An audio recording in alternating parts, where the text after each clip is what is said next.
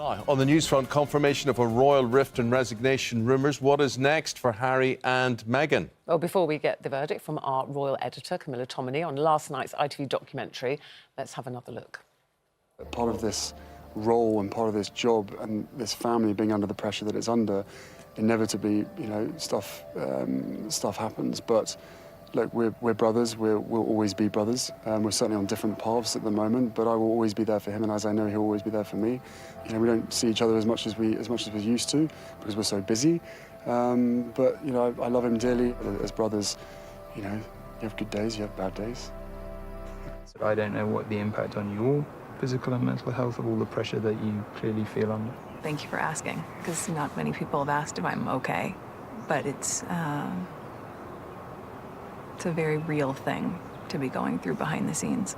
And the answer is, would it be fair to say not really okay, as in it's really been a struggle? Yes. It's not enough to just survive something, right? Like, that's not the point of life.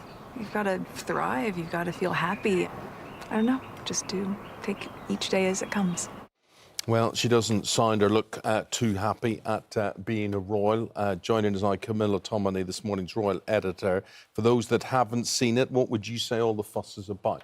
Well, I think in terms of an emotional outpouring, it's kind of on a par with Princess Diana's Panorama interview with Martin Bashir. There's a couple here who are saying that the intense media scrutiny of their lives is making them question whether they want to continue to be royals, effectively.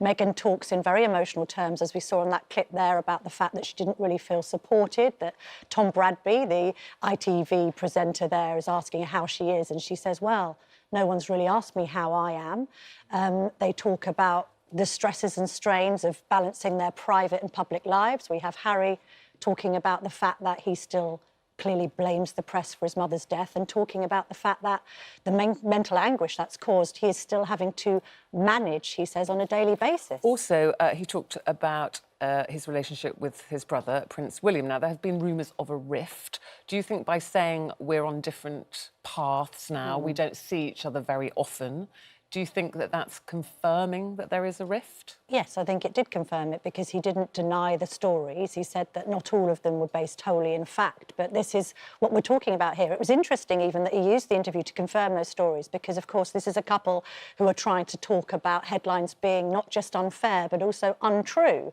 So, on one hand, they're criticising the press for some of the reportage, but then we find out last night, oh, well, the stories about the rift that had been much derided by some of their closest supporters did actually have some substance to them.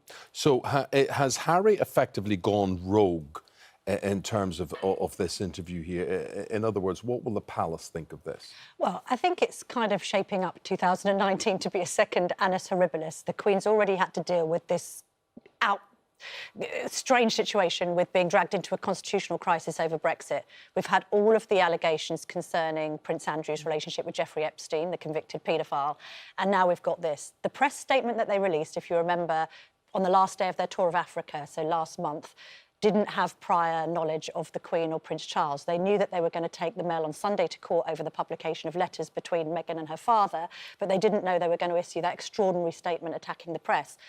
I would imagine that the palace had prior knowledge of the documentary, but had perhaps not the fulsome nature of its extremely emotional contents.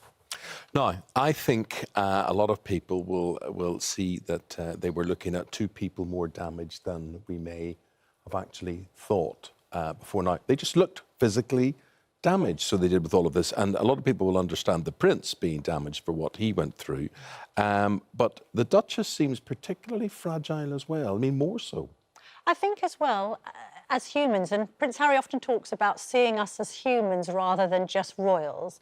You look at a woman who's married into a family in a different country, the most high-profile family on earth, has just had a baby, is trying to adjust to real life and feels that there has been a slew of negative headlines. And I think everybody reflects on Prince Harry and what Prince Harry went through in his childhood with the mother of his death with the utmost sympathy.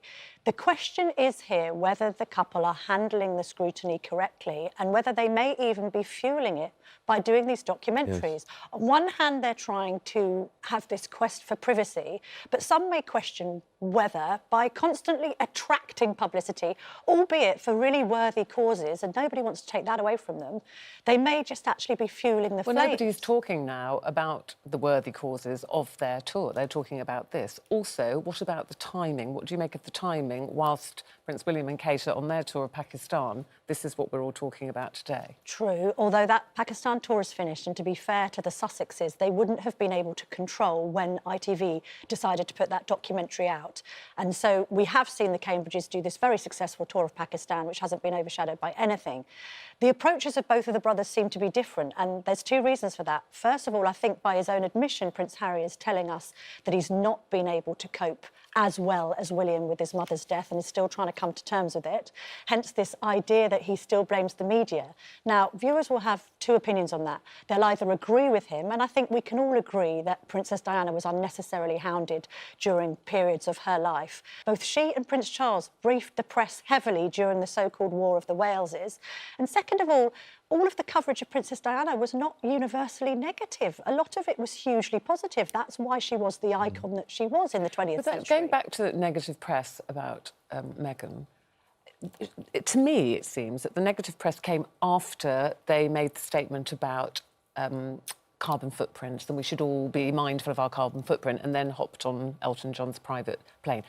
It didn't seem to me a lot of negativity. The public particularly seemed to love her and the couple. They loved the love story. The wedding was amazing, incredible. Yeah. So where she believes there's negative press about her. But this is the balance that needs to be struck. Is it the case that as a former actress in America, she's used to having more kind of praise because there's perhaps more press control in the States? The idea that she didn't know that the British tabloids might try and scrutinise seems a bit unlikely, considering the fact that we know how American celebrities are treated by American magazines. No one is condoning unnecessary invective or untrue headlines, and actually the Sussexes have the recourse to the law on that, and that's what they're doing with the Mail on Sunday. What we're saying is journalists must be able to report without fear or favour people who are in privileged positions where they are part funded by the taxpayer.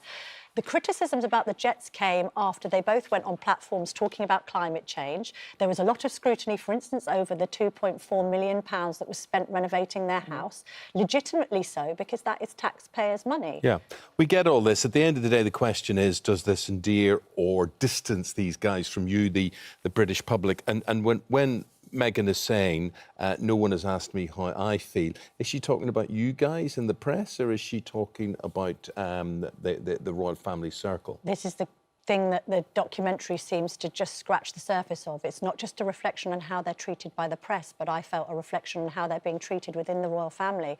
And to bring this conversation full circle, this is echoing what Princess Diana expressed to Martin Bashir all those years ago about feeling misunderstood and isolated.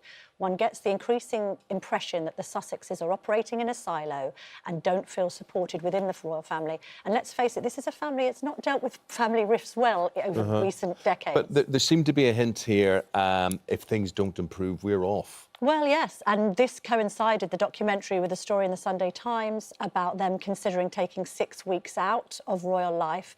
Are we moving towards a situation where they don't want to live in this country? Perhaps they want to go back to Meghan's native America. They want maybe to if we stop paying for them, then they might stay longer. When they well, they have got that choice. They could give up any contribution that they get via the Duchy of Cornwall, via their father, and public purse to run their offices, opt out and not be royal. They could do that if they wanted to. I mean, that seems extreme. That's the thing, when they say we're now taking 6 weeks for much-needed family time, Danielle's been in touch. She said, if they try to live on the breadline like so many first-time mothers, I might start feeling a bit sorry for her. Yes, it's been tough for her, but until you're having to choose between feeding yourself or your child, I have little or no empathy. Tess, I'm just feeling this poor me thing is damage limitation. They were surprised by the backlash when they made the decision to sue certain papers. Now they're trying to win us all around again. I think they need better PR advice. If you were doing their PR, what would you be telling them to do now? Well, there may need to be a bit more rising above. And also, I think when you get into the game of sort of, if they're going to have to start saying which stories are untrue, we're then going to have to ask which stories are true. The Queen's mantra has long been never complain, never explain. They want to diverge from that, but that's going to have consequences. But the public's going to be divided on this. They're going to be people who are hugely sympathetic and just say, leave them alone. Yes, Leslie says that. And there are others who are going to say, look, you know, with great power and privilege comes great responsibility, and you've got to just get on with it.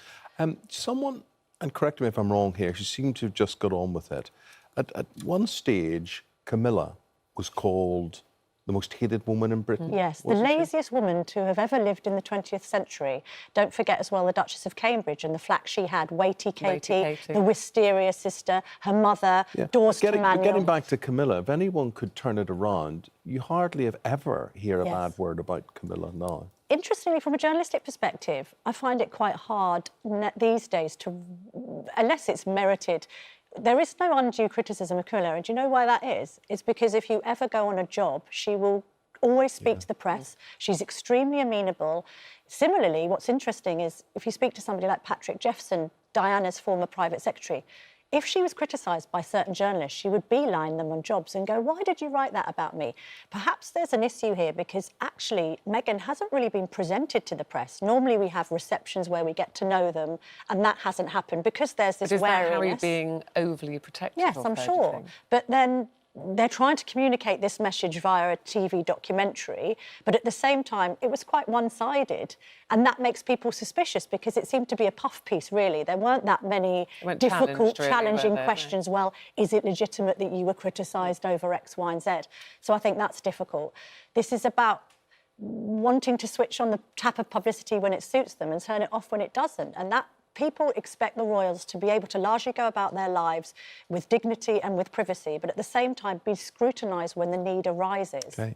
I'm sure, Camilla, thank you so very much indeed. Camilla Tominey is this morning's royal editor.